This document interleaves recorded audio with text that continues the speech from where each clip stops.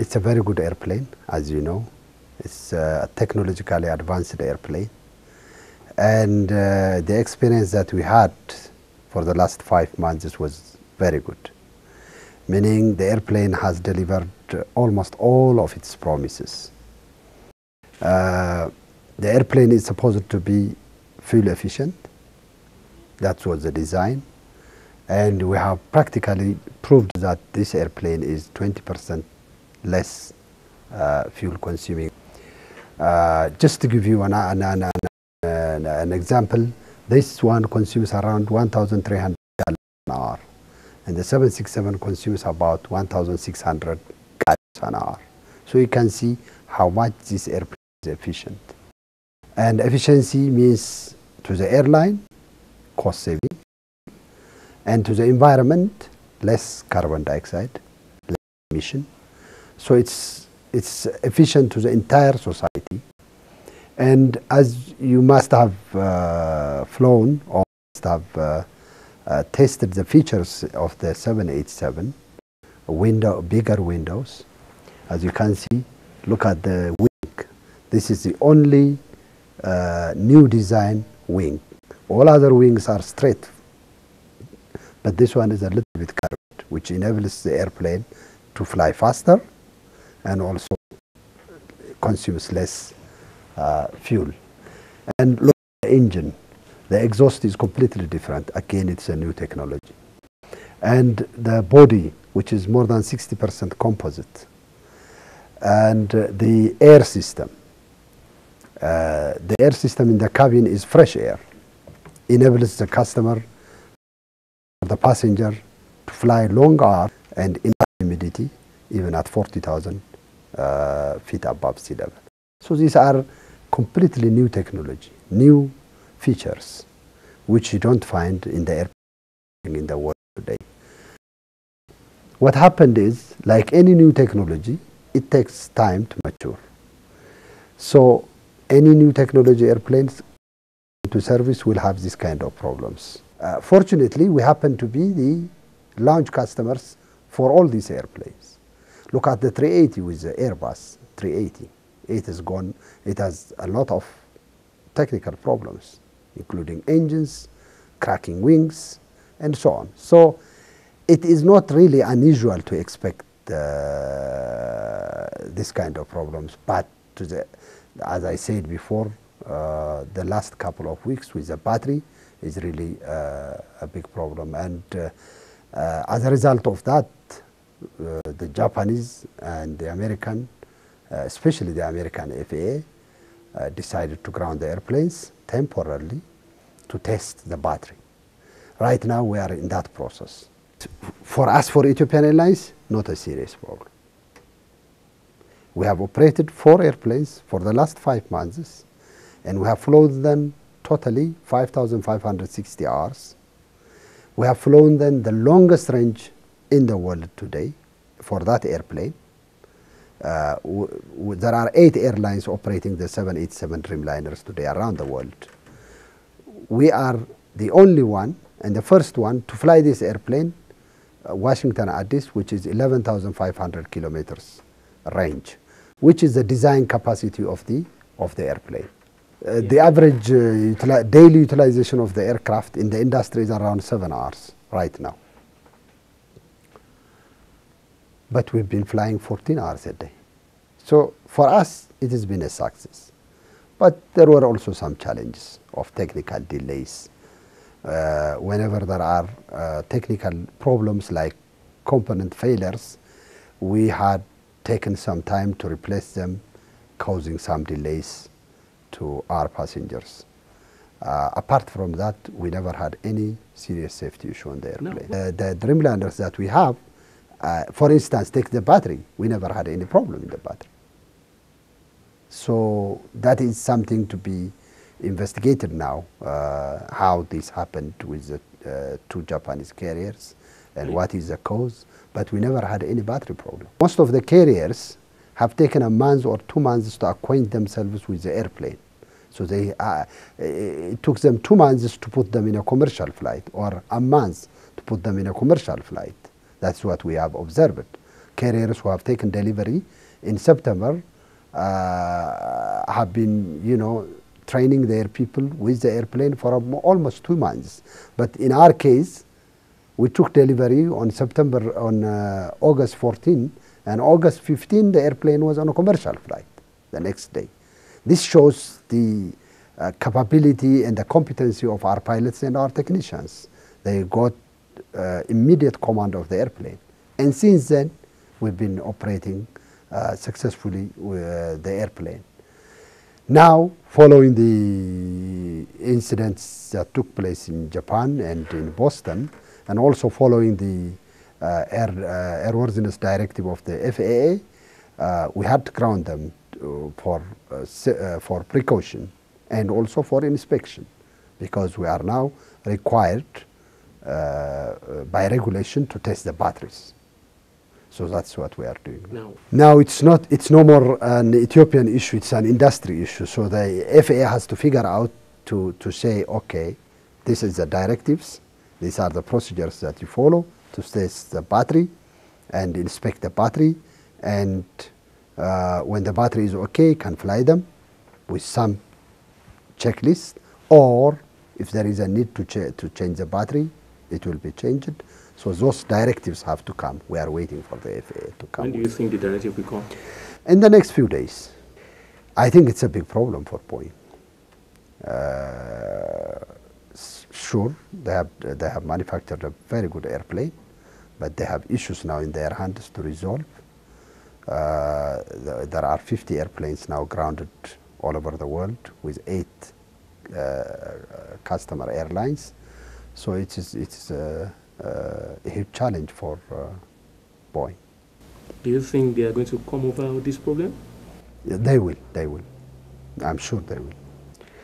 For us, we believe that this airplane has opened a new era in aviation in the continent, in Africa, and in the world for that matter. So it's a milestone for Ethiopian Airlines to be a launch customer, the first in Africa and second in the world outside Japan.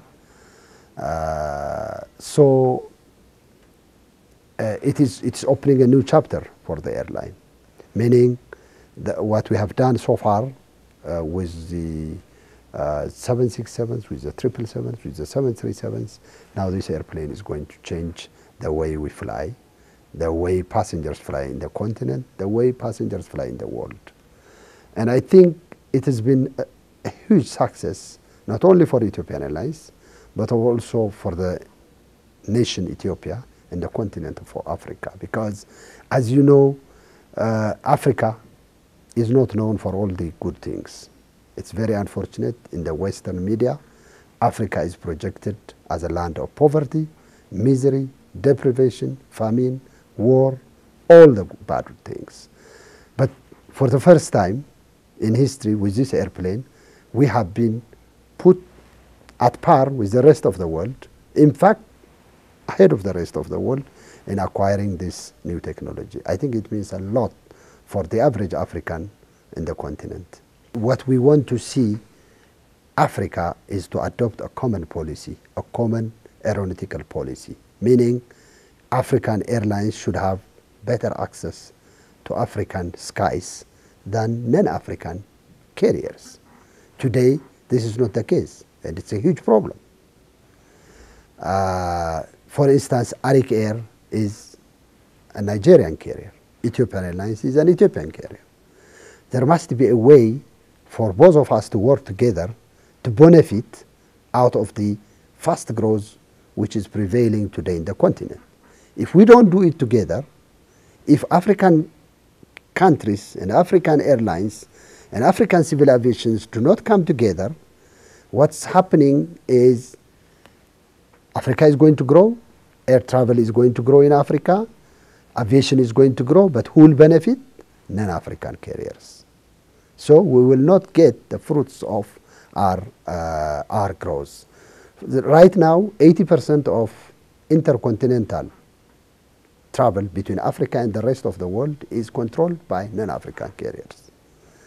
All of us in Africa put together, South African Airways, Kenya Airways, Ethiopian Airlines, Arik Air, Egypt Air, and so on, we have only 20% market share. This is not fair, and it has to correct. And the only way we can correct this is we should have a common continental aeronautical policy. That is really missing today. Tell me now, how on earth an African indigenous carrier, Ethiopian Airlines, is not allowed as many frequencies to fly to Nigeria as Emirates? Emirates flies twice a day to Lagos, but Ethiopian Airlines is limited only to once a week, to once a day.